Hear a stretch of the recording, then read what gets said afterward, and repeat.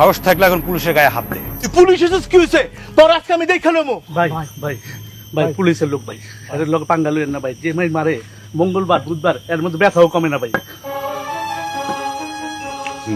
কি তুই না আমার বউরে বিয়ে করতে চাইছিলি, না। এখন বিয়ে করবি না? আমার বোন না, আমি কেন বিয়ে করব? আমার দুইটা বউ আছে, আমি তাদের নিয়ে শান্তিতে বসবাস করি। তুই তো অনেক ভয় পেয়ে গেছিস। তুই না সিগারেট খাস, এখন তুই খুব টেনশনে আছিস, তোর একটা সিগারেট খাওয়া দরকার। সিগারেট বাই কর। বেদবি হয়ে যাবো না তো? বাই কর সিগারেট। ধরা ধরা।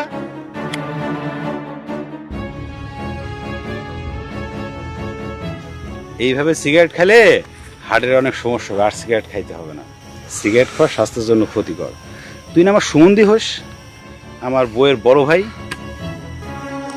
মনে থাকবে। আর সিগারেট খাওয়া যাবে না। আর তুই যেন কি কইছিলি আমার বউরে বিয়ে করবি, তাই না? না, হ্যাঁ, আমার বোনটা আমি কেন বিয়ে করবো? Good good good. আমার দুইটা বউ আছে, আমি খুব সুখে আছি, আমি আর কোনো বিয়ে শাদী করবো না। এই জন্যই গুরুজন কয় যে মায়ের উপরে ওষুধ নাই। তাহলে এখন তোমার কি করা লাগবে? আমি যাব, আমার চাচার যা যা আছে সবকিছু বুঝাই দিব, চাচার কাছে মাপ চাবো, চাচা ভাতিজা একসাথে আমরা সব পরিবার একসাথে থাকবো।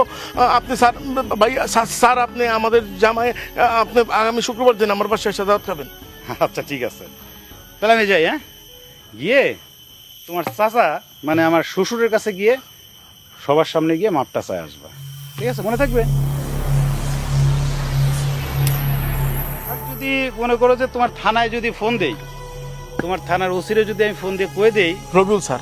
হ্যাঁ রবিউল, ওরে যদি বলি তোমাকে একটু উত্তম মধ্যম দিতে, তাহলে আমার আর লাঠি লাগবে না, সেই তোমার উত্তম মধ্যমের ব্যবস্থা করবে। চান্দু থাকো। ও না, তুমি তোমার বড় ভাই লাগো, সুগন্ধি লাগো, তাই না? থাকো বাবা।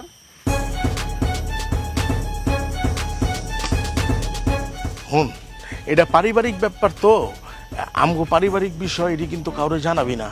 আরো 200 দিন পুত্র জানি আমার সামনে নাই, সিগারেটটা উঠা খামো না আবার।